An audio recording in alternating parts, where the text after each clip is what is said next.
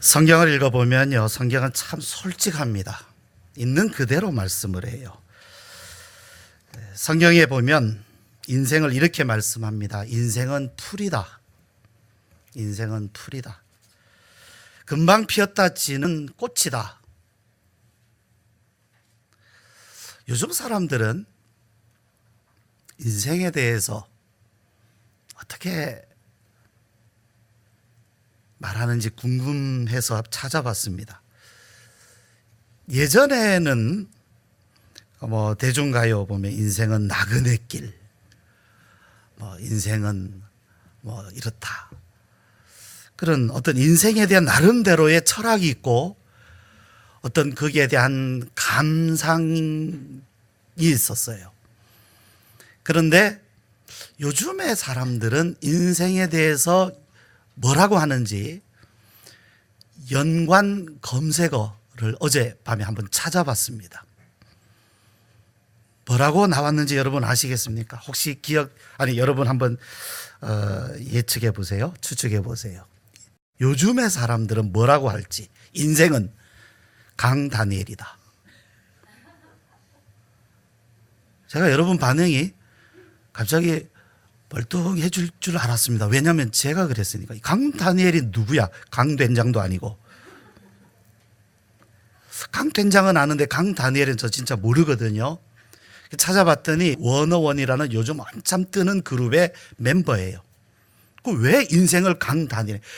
그냥 그 검색어에 쫙 나오는데 인생은 강다니엘에다 강다니엘 계속 그렇게 나와요. 어떻게 이렇게 나오나 했더니 12월 10일 오늘이 그 사람 생일이래요. 그게 인생이래요.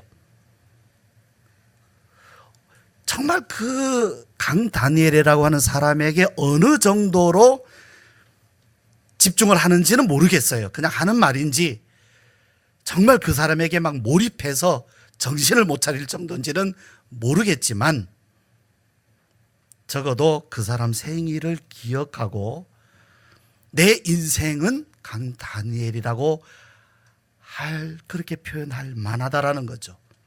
자기들 마음이. 근데 그게 한두 사람의 표현이 아니었어요. 연관 검색어에 가장 위에 나왔어요. 인생은 이라고 검색을 주니까. 물론 시간이 지나면 줄어들겠죠, 물론. 요즘의 사람들의 인생관이 어떤지 사실 들여다볼 수 있는 그런 계기가 됐습니다, 저에게도. 그런데 하나님께서 하나님의 말씀, 이 예언자 이사야를 통해서 외치게 하신 두 마디의 말씀이 있어요. 하나님께서 예언자 이사야에게 외치라고 하셨다면 그냥 속삭이는 게 아닙니다. 외치라, 외치라. 그래서 구약시대의 예언자 이사야가 외친 이래로 예수님 시대에도 외쳤고 오늘도 외치고 하나님은 이것을 오늘도 외치고 계셔요. 말하자면 오늘 우리가 읽는 이 성경을 통해서 하나님은 우리에게 외치고 계시고 부족한 저의 입을 통해서도 우리에게, 여러분에게 외치라고 하시는 것이 이 두 마디입니다. 첫 번째는 여호와의 길을 예비해라. 주님이 오신다. 주님이 오실 길을 예비해라. 예비해라. 예비해라. 두 번째는 인생은 풀이다. 인생은 꽃이다. 이 두 주제는 따로 떨어져 있는 주제가 아닙니다. 연결되어 있습니다. 인생이 풀과 같다는 것을 아는 사람은 주님을 기다리게 돼요. 아, 인생이 풀과 같구나. 인생은 꽃과 같구나. 그러면 그 사람은 주님을 기다리게 됩니다. 그런데 인생이 풀 같은데 그 인생이 전부인 줄 아는 사람, 거기에 아직도 거기에서 만족과 위로를 얻으려고 하는 사람은 그래요, 여러분. 강 다니엘은 찾아요. 그 사람이 무슨 위로는 주고 그 사람이 무슨 만족을 주기를 기대하면서 강 다니엘을 찾아갈지 모르지만 주님은 찾지 않아요. 대림절, 강 다니엘을 위한 대림절은 있어도 예수님을 위한 대림절은 없어요. 기다리지 않아요. 왜? 그게 전부니까. 구리에 가면요, 저는 구리에 살면서 이 구리라는 지명이 참 마음에는 안 들어요. 앞에 멍텅자만 붙이면 그대로 멍텅구리가 돼요. 고속도로가 나서 인터체인지가 생겼는데 그 이름이 남구리예요. 그 공주 가면 남공주 인터체인지가 있거든요. 얼마나 이뻐요. 남공주, 남서울. 근데 남구리, 그러니까 이게 뭐야? 근데 그 남구리 인터체인지 앞에 한강 시민공원이 있는데 거긴 정말 좋아요. 정말 좋습니다. 예. 근데 거기에 봄에는 유채꽃 축제를 하고요, 가을에는 코스모스 축제를 합니다.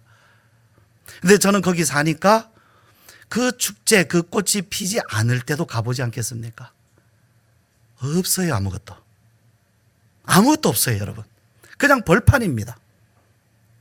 유채꽃이 피면 얼마나 아름다운지, 가을에 코스모스가 피면 정말 어마어마한 사람들이 모여듭니다.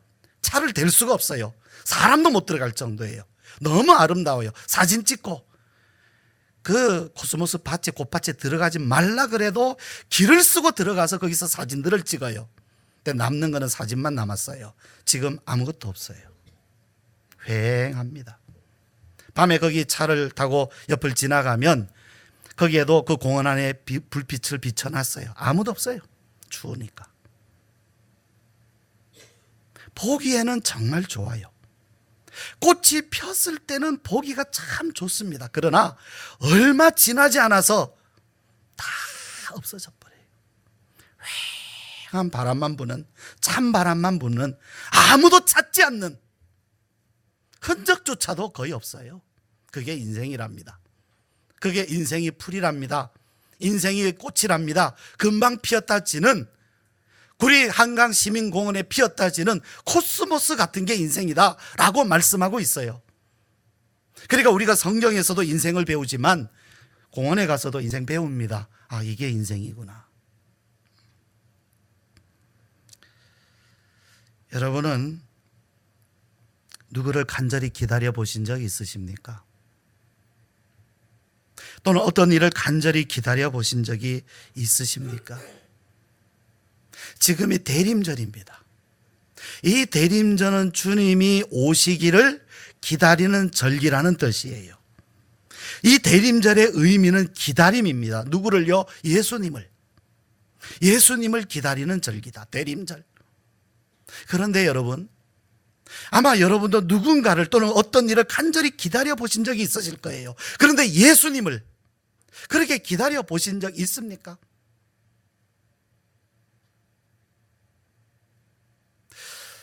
예수님을 믿은 지, 교회를 다닌 지 오래되었는데 내가 정말 예수님을 그렇게 오랫동안 기다려 본 적이 있는가 생각해 보게 됩니다. 내가 정말 그렇게 간절히 예수님을 기다려 본 적이 있는가라는 거죠. 예수님은 역사 안에 오셨습니다. 예수님이 이미 오셨는데 또 기다려야 됩니까? 여러분, 2000년 전에 예수님이 오실 때 여러분이 기다려서 오셨습니까? 아니요, 우리 기다리지 않았어요.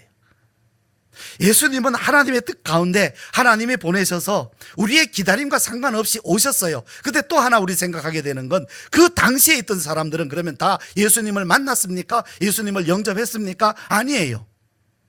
예수님이 육신으로 오셨을 때에도 자동으로 모든 사람에게 구주가 되신 것이 아니라 그를 기다리고 영접하는 사람들에게만 구주가 되시고, 주님은 주님이 되어 주셨어요.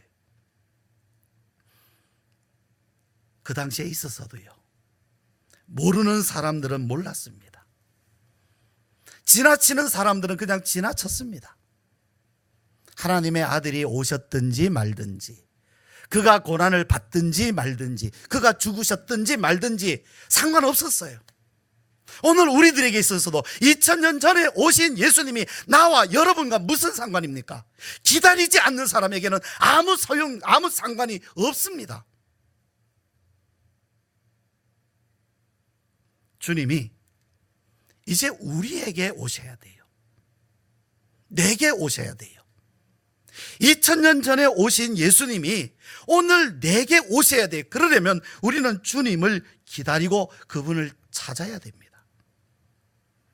이것이 대림절의 의미입니다. 주님이 오셔야 돼요. 2000년 전에 오신 것으로, 솔직히 여러분, 예수님이 2000년 전에 오신 것으로 여러분의 마음 위로가 됩니까? 하늘에는 평화, 하늘에는 영광, 땅에는 평화라고 외치지만 정말 여러분에게 하늘의 영광 보이고 땅의 평화, 여러분에게 평화 됩니까? 그냥 외치는 소리로 지나가요. 온 세상에 평화가 임할지어다, 암만 외쳐봐요.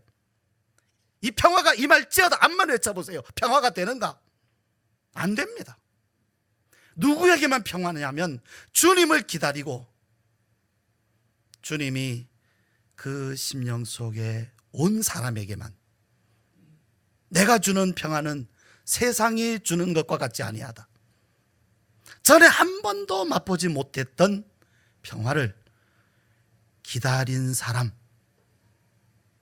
그래서 주님을 만난 사람, 주님을 영접한 사람만 압니다. 자기만 압니다.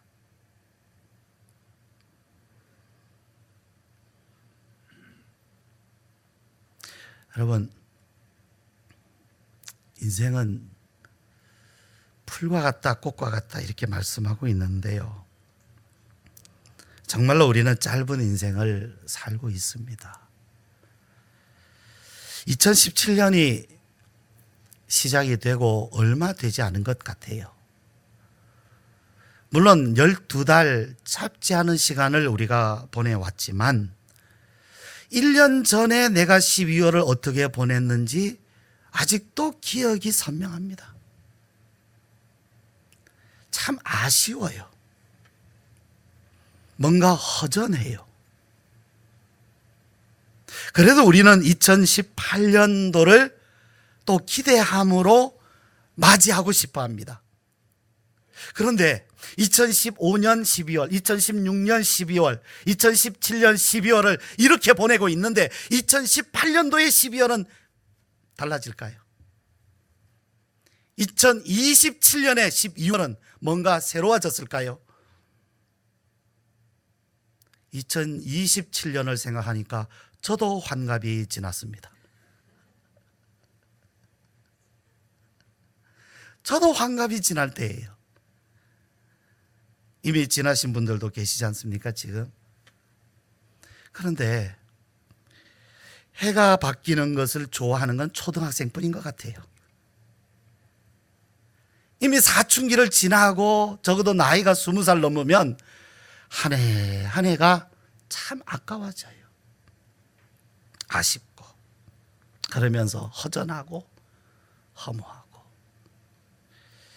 뭔가 이러한 반복 속에서 벗어났으면 좋겠는데 잘 안 돼요. 여러분, 혹시 여러분 중에 2017년을 흡족하게 보내신 분 계십니까? 흡족하게. 아니면 다사다난했다는 표현을 쓰지 않습니까? 여러분 어떻습니까? 여러분의 마음이 정말 흡족할 만한 그런 일로 1년 내내가 가득 채워진 분이 있을까요? 2017년도 여러분 고생 많으셨죠? 힘드셨죠? 여러분? 우리가 이왕 이런 말씀을 우리 나누니까 옆에 분 같이 한번 우리 위로합시다. 하나님도 내 백성 위로하라 그러셨으니까, 집사님 올해 많이 힘드셨지요. 그래도 수고하셨습니다. 같이 한번 인사 나눕시다. 많이 힘드셨죠. 그래도 수고하셨습니다. 그래요, 여러분. 수고하셨습니다. 수고 많으셨어요.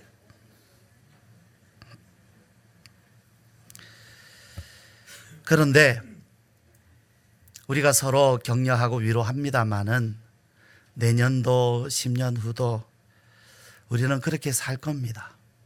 그게 인생이에요. 인생을 오래 살아오신 분들 제 말 틀렸습니까? 우리는 그렇게 살다가 언젠가는 늙어질 것이고 또 그렇게 살다가 언젠가 주님의 부르심 받을 겁니다. 매년 온전히 365일 흡족한 날 없어요. 그냥 그렇게 사는 거예요. 힘들어도 그렇게 살아가는 거예요. 그렇게 힘들어도 버티는 거예요. 참는 거예요. 그래도 그 안에 어떤 의미가 있으니까 우리는 살아갑니다. 그런데 이게 전부입니까? 이렇게 살다 가는 것이 인생의 전부입니까? 하나님은 그러라고 우리 인생을 만드신 걸까요? 이제 하나님께서 말씀하시는 이 말씀을, 외치라 하신 말씀을 우리가 다시 한번 귀를 기울여 봅시다. 1절 말씀.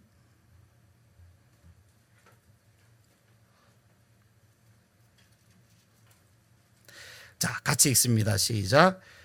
너희의 하나님이 이르시되 너희는 위로하라, 내 백성을 위로하라. 자, 하나님의 말씀이에요. 너희는 이렇게 하라라고 말씀하시면 그것은 하나님의 뜻입니다.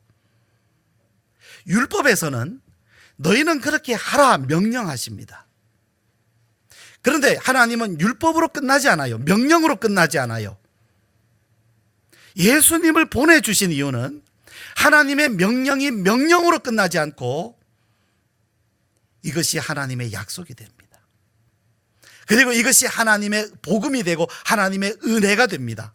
그래서 여기 말씀을 보면 계속해서 이 좋은 소식을 전하는 자들이여 라고 말씀이 나와요. 무슨 말씀이냐면 너희는 위로하라 하는 이 말씀은 결국 하나님께서 우리를 너무너무 위로하고 싶어 하신다는 말씀이에요. 하나님이 위로하시길 원하세요.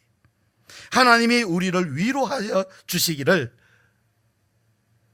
위로하시는 것이 하나님의 뜻이요, 하나님의 섭리요, 하나님의 계획입니다.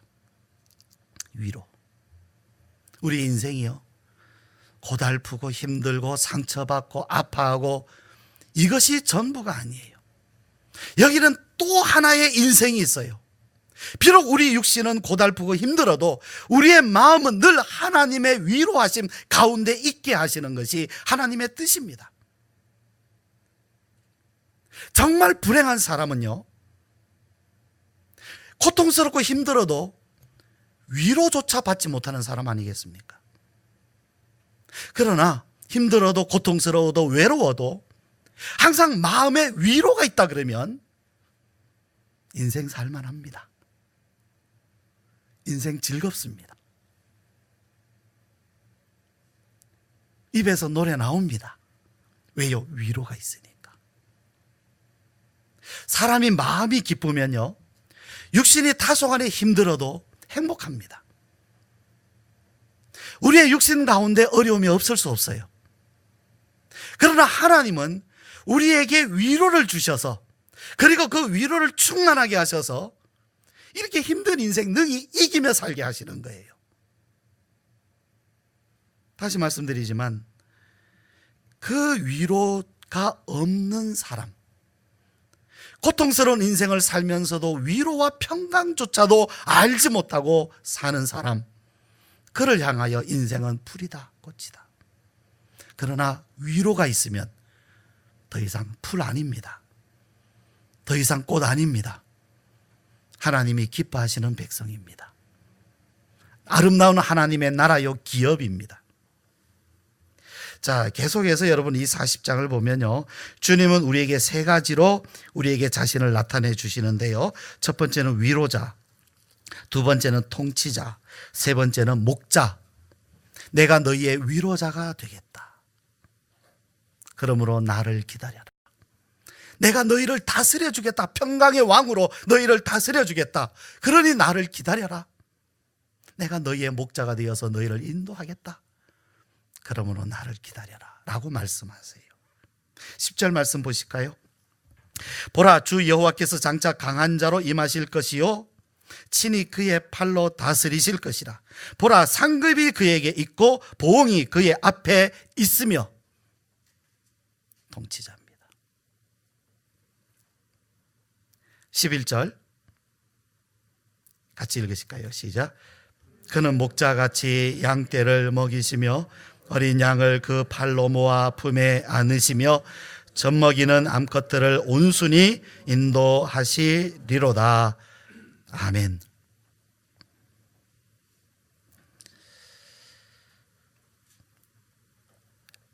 목자로서 주님을 우리에게 말씀하시고 계셔요. 목자가 되셔서 어린 양을 그 팔로 모아 품에 안으시며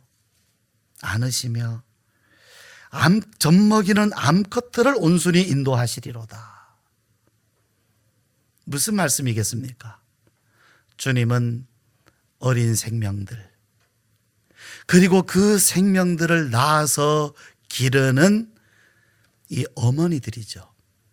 짐승은 암컷이라고 표현되어 있습니다만 얼마나 하나님께서 생명을 존귀하게 여기시는지 모릅니다. 생명을 너무 귀하게 여기세요. 그 생명을 지으신 이가 하나님이십니다. 어찌 인생은 강다니엘이겠습니까? 하나님이 지으신 존귀한 인생이요 생명들입니다. 그런데 이제 오늘 본문 말씀 가운데에서 이 위로는 누가 받는가? 누가 받는가? 이제 31절 말씀으로 가서요. 오직 여호와를 앙망하는 자다 이렇게 말씀하고 있습니다. 오직 여호와를 앙망하는 자, 다 이 위로를 받았으면 좋겠는데 사람들이 지쳐 쓰러지고 넘어지고 자빠지고 피곤하고 힘들고 슬프고 외롭고 상처받고 소년이라도 피곤하며 곤비하며 장정이라도 넘어지며 쓰러지되 인생이죠. 그런데 여호와를 앙망하는 자, 그런데 이 앙망하다라는 말을 히브리어로 카와, 근데 이 의미가 기다린다라는 뜻이에요. 앙망한다. 근데 사실 우리가 성경 읽으면서 앙망 그러면요, 이게 무슨 의미인지 금방 잘 느낌이 안 와요. 그런데 이 말의 직접적인 의미를 찾아보면 기다린다라는 뜻이에요. 기다린다. 여호와를 기다린다. 그것도 오랫동안 기다린다. 오랫동안. 여호와를 오랫동안 기다리는 사람. 그런데 그 여호와를 오랫동안 기다리는 사람이, 그 사람은 결코 기다림으로 끝나지 아니하고 하나님이 그에게 오십니다. 2000년 전에 이 땅에 강림하신 주님께서 이제는 주님을 기다린 사람의 심령 가운데에 강림하세요. 그래서 우리가 잘 아는 말씀이지 않습니까? 그런데 여호와를 앙망하는 자에게는 새 힘을 주신다. 그에게 위로자가 되시고 통치자가 되시고 목자가 되신다. 그래서 새 힘을 주신다. 독수리가 날개치며 올라감 갖게 될 것이다.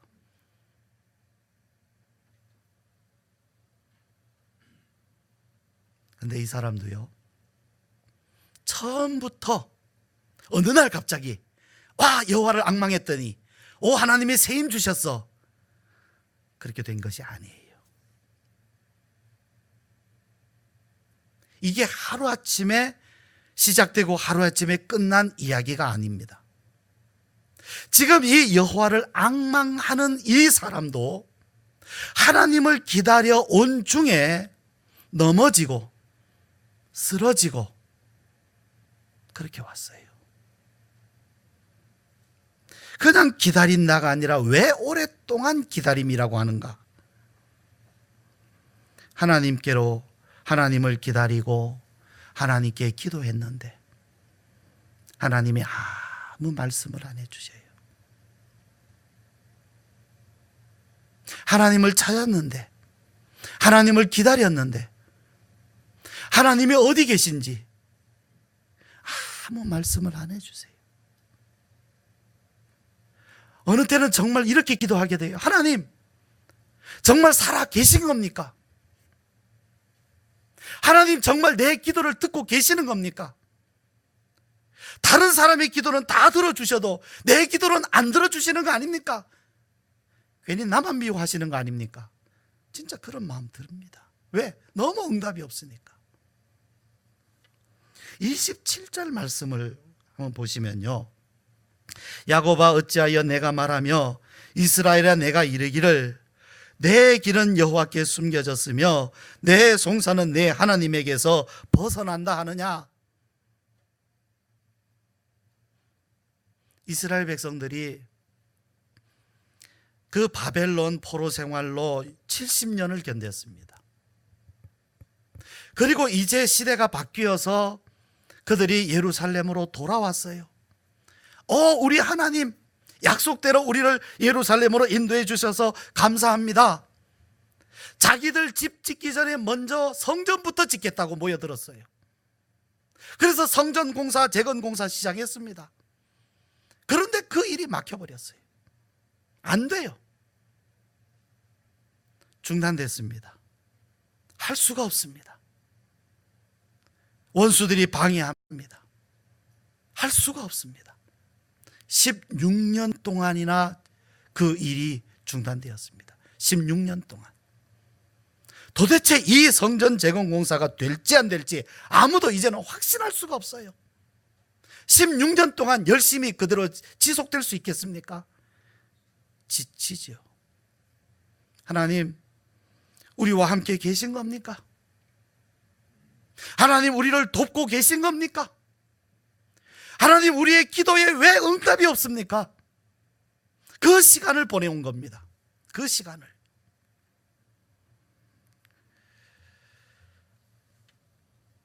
그런데도요, 이 사람은 기다리고 기다렸어요. 정말 오랫동안 기다렸어요. 처음에 같이 기다리던 사람들 중에 중간에 포기하고 돌아간 사람들도 있었을 겁니다. 그런데 오랫동안 기다리고 그래도 기다렸어요. 그래도 기다렸어요.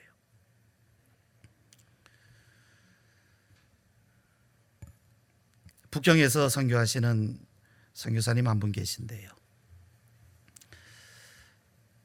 어제 공안에 불려가신 것이 63번째. 교회가 폐쇄돼서 이번에 교회 옮긴 것이 벌써 3번째. 시진핑 주석이 들어서면서부터 교회에 대한 탄압이 엄청 심합니다. 언제 비자가 취소될지 모르는 이런 상황 가운데에 정말 포기해도 벌써 포기할 수밖에 없는 그런 상황이었어요. 근데 또 합니다. 또 교회 장소 찾아서 거기에 또 모입니다. 오늘도 예배 드립니다. 새로운 장소에서. 아마 언젠가 이 장소도 또 폐쇄당할 것입니다. 만약에 여러분 그냥 거기에서 주저앉는다 그러면 그것은 오래 기다리는 게 아니죠.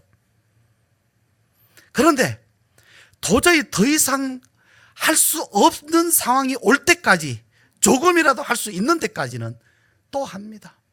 또 갑니다. 저에게 기도 부탁을 하셔요. 여러분께도 기도 부탁을 드립니다.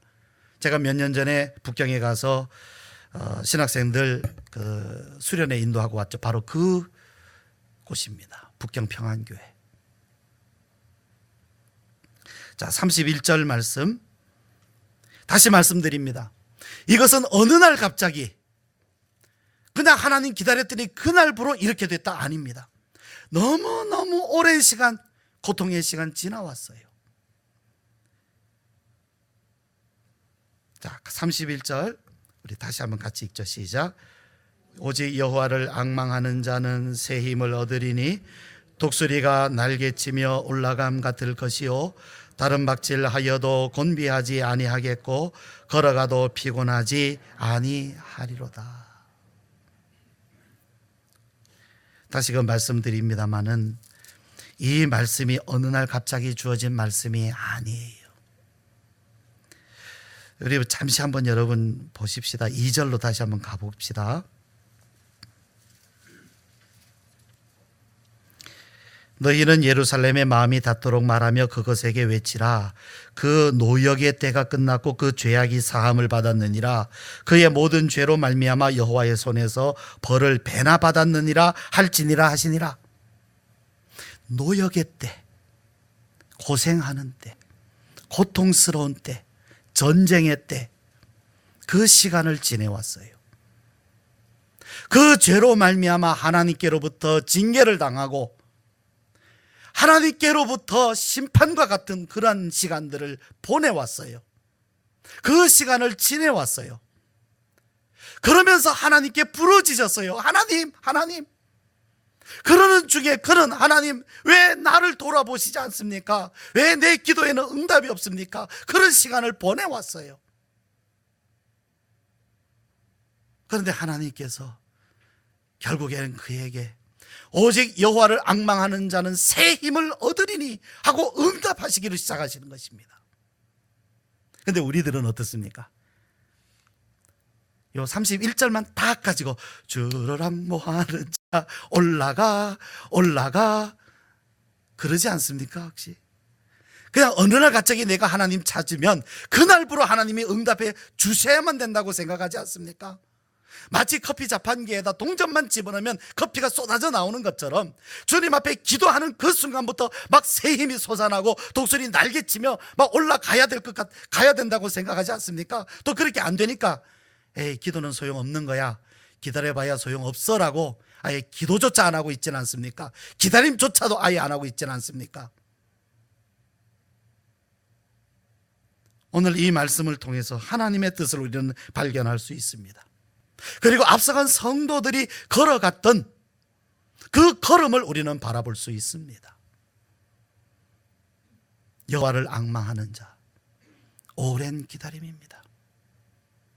노역의 때, 고통의 때, 징계받는 때 지나왔습니다. 여러분, 믿음이라고 하는 것은 신뢰하는 것이지요. 의지하는 것입니다. 그러나 믿음은 또 하나의 의미가 있어요.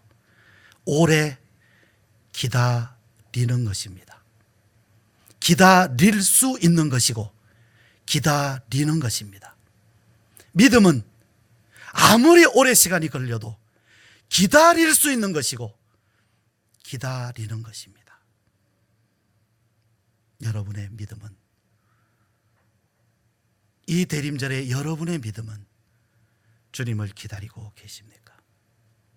기도합시다.